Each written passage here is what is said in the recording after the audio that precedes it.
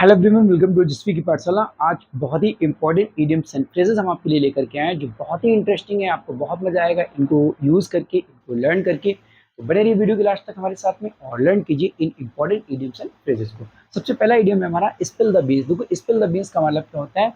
Beans को निकालना। अब ये जो बीन्स से जो इडियम है ये कहाँ से आया है? एक बहुत पुराना ट्रेडिशन है। कहीं पर क्या होता था कि जो बीन्स हैं व्हाइट और ब्लैक कलर के बीन्स होते थे, उनको क्या कहता था, वोट करने के लिए यूज किया जाता था। इट मीन्स व्हाइट और ब्लैक जो बीन्स हुआ करते थे उनको वोट करने के लिए यूज किया जाता था। तो होता क्या था कि पॉजिटिव वे में हम व्हाइट कलर के बीन्स को डालते थे बॉक्स में, और निगेटिव सेंस के लिए हम अगर किसी को नहीं वोट कर रहे हैं तो उसके लिए हम ब्लैक को डालते थे। ठीक है, तो होता क्या था कि जो है अचानक से मान लीजिए वो जो बॉक्स है जिसमें व्हाइट और ब्लैक कलर के बीन्स गए हुए हैं, अगर वो गिर जाए गिर जाए या अचानक से जो है किसी तरीके से वो ओपन हो जाए, तो इट मीन्स क्या होता है कि ये एक्सपोज हो जाता था, ये खुलासा हो जाता था कि भाई ये एक्सपोज हो जाता था कि किसने किसको वोट किया है। तो इट मीन्स इसका मतलब क्या निकल के आया? इसका मतलब ये निकल के आया कि भाई एक्सपोज करना, खुलासा करना, सीक्रेट को रिवील करना क्या कहलाता है? स्पिल द बीन्स कहलाता है। सेंटेंस की बात करें तो Rohan spilled the beans about Rubina's matter. Rohan ने क्या किया? रोहन ने रुबीना के मामले को क्या किया? खुलासा कर दिया, भंडाफोड़ कर दिया, उसको एक्सपोज कर दिया। जो मैटर उसका सीक्रेट था उसको उसने क्या किया? ओपन कर दिया। तो सीक्रेट को रिवील करने के सेंस में यूज करते हैं स्पिल द बीन्स को। Next, snake in the grass. Snake in the grass जो है बहुत ही इंपॉर्टेंट है भैया। एक चीज याद रखना, हमेशा स्नैक इन द ग्रास से बचे रहना। स्नैक इन द ग्रास मतलब आस्तीन का सांप जिसे आप बोलते हो, वही आपका होता है स्नैक इन द ग्रास।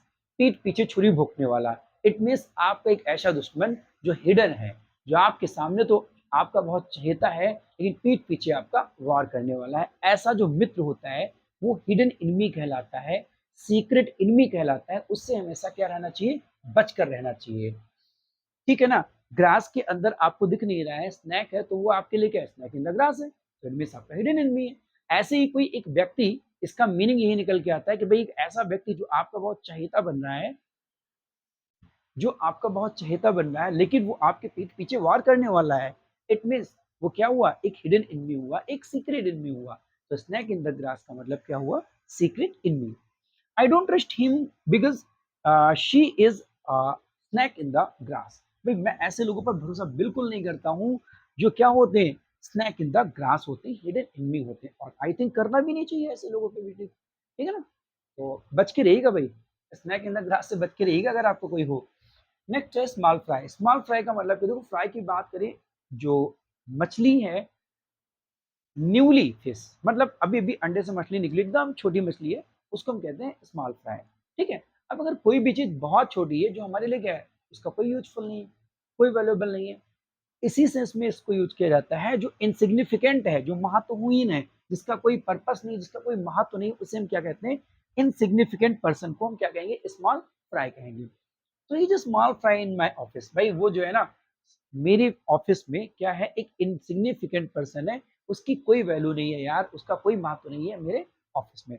अक्सर ऐसा होता भी है कि जब भी पुलिस आती है और पकड़ने आती है तो अक्सर ऐसे लोगों को पकड़ लेती है जिनका कोई वजूद नहीं होता, जिनकी कोई वैल्यू नहीं होती। छोटे मोटे तबके के लोग होते हैं, उनको बेचारों को पकड़ लिया जाता है। तो वो क्या है? स्मॉल फ्राई है। ठीक है? Smell a rat. देखो, अगर स्मेलर एट की बात करें तो स्मेलर एट का मतलब होता है चूहे की गंध आना। You know very well that कि जब चूहे की गंध आती है ना, तो आप पूरा घर जुट जाता है कि भैया ढूंढो जरा चूहा है कहाँ। बात समझ रहे हैं ना? कि पूरे घर में ढूंढ रहा था, चूहा है कहाँ। इट मीन्स एक सस्पेशन हो जाता है, एक रहस्य हो जाता है, आपको संदेह हो जाता है कि यार कहीं ना कहीं पे तो चूहा है, हो सकता है यहाँ पे, हो सकता है यहाँ पे हो। तो किसी चीज पर संदेह करना, किसी भी चीज पर संदेह करना, शक करना, ठीक है, संदेह के दायरे में आना किसी चीज का, वो क्या कहलाता है? स्मेलर रैट कहलाता है। ठीक है? he has been working late with her every night। he has been he has been working late with her every night। I smell her at। भैया क्या कह रहे हैं? कि भैया कह रहे हैं कि वो जो है आजकल क्या कर रही है, हर रात देर रात तक उसके साथ काम कर रहा है। वो जो है काम कर रहा है उसके साथ में, किसके साथ में? हर उसके साथ में हर रात काम कर रहा था देर तक। इसका मतलब आई स्मेल अ रैट, मुझे कुछ उस पर संदेह हो रहा है, मुझे कुछ उस पर डाउट हो रहा है, मुझे कुछ उस पर शक हो रहा है, क्योंकि वो आजकल जो है वो देर रात तक उसके साथ में काम कर रहा है, ठीक है ना? तो कहते हैं ना दाल में काला, वही है कि शक कुछ तो है भाई, कुछ तो है गड़बड़, ठीक है? Crocodile tears very very important, बहुत इंपॉर्टेंट है क्रोकोडाइल टीयर्स। क्रोकोडाइल टीयर्स की अगर हम बात करें तो आपको पता ही होगा, घड़ियाल जो मगरमच्छ होता है ना, वो झूठे आंसू बहाता है, आपको लगेगा, है ना? और वो झूठे आंसू बहा करके क्या करता है, सामने वाले पे शिकार कर लेता है, ठीक है? तो क्रोकोडाइल टीयर्स मतलब दिखावटी आंसू। यार ऐसा दिखा रहा है ना कि हम जो है ना बड़े दुखी हैं, बड़े दुखी हैं, पर कितने दुखी हैं भगवान ही जाने, सिर्फ दिखावटी में दुख, ठीक है ना? हम आपके साथ खड़े हुए हैं, कैसे? दिखावटी में खड़े हुए हैं। कोई हमारे साथ में क्या है, दिखावटी में खड़ा हुआ है, इट मीन्स रो रहा है, पर कैसे रो रहा है? दिखावटी में रो रहा है। चिल्लाते नहीं है, चिल्ला चिल्ला के रोते हैं। तो एक एक ये होता है कि इंटरनल इंटरनल दुखी है, एक ये होता है चिल्ला चिल्ला के रोना। तो वो चिल्ला चिल्ला के रोना भी कई बार क्या होता है, जरूरी नहीं हर बार ऐसा हो, पर मोस्टली दिखा जाता है, वो भी क्या है, घड़ियाली आंसू है। तो अगर हमें दुख दर्द एक्सप्रेस करना है, दुख दर्द व्यक्त करना है, तो भैया दिखावा नहीं, सिंपैथी होनी चाहिए, टू शो फॉल्स सॉरो, यानी कि झूठा झूठा दुख जो है वो दिखावा करना, जो है झूठे दुख को एक्सप्रेस करना, क्या कहलाता है? क्रोकोडाइल टीयर्स कहलाता है। या तो इसे शेड क्रोकोडाइल टीयर्स लिख के आएगा, या फिर क्रोकोडाइल टीयर्स लिख के आएगा। बहुत इंपॉर्टेंट है, बहुत इंपॉर्टेंट, याद रखना। She was heart broken on her breakup, she was heart broken on her breakup, मतलब हार्ट ब्रोकन मतलब बहुत ज्यादा दुखी, वो इतना ज्यादा टूटी हुई थी अपने ब्रेकअप पर, लेकिन it was just crocodile tears, ये उसके क्या थे? घड़ियाली आंसू थे, बस झूठा दिखावा था उसका कि भैया ब्रेकअप से उसको इतना ज्यादा दुख हुआ है, ये सिर्फ और सिर्फ उसका झूठा दिखावा था, बल्कि रियलिटी कुछ और ही थी। हम सिर्फ किसी लड़की की बात नहीं कर रहे हैं, चाहे लड़की हो यहाँ पर या लड़का हो, कोई भी हो, झूठा दिखावा करने वाला क्या कहलाएगा? क्रोकोडाइल टीयर्स कहलाएगा। और ऐसे लोगों से भी बच के रहना, जो क्रोकोडाइल टीयर्स हों, जो झूठे आंसू बहाते हो, झूठा दिखावा करते हो, दुख प्रकट करते हो झूठा, ठीक है? तो उसे हम क्या कहेंगे? क्रोकोडाइल टीयर्स कहेंगे।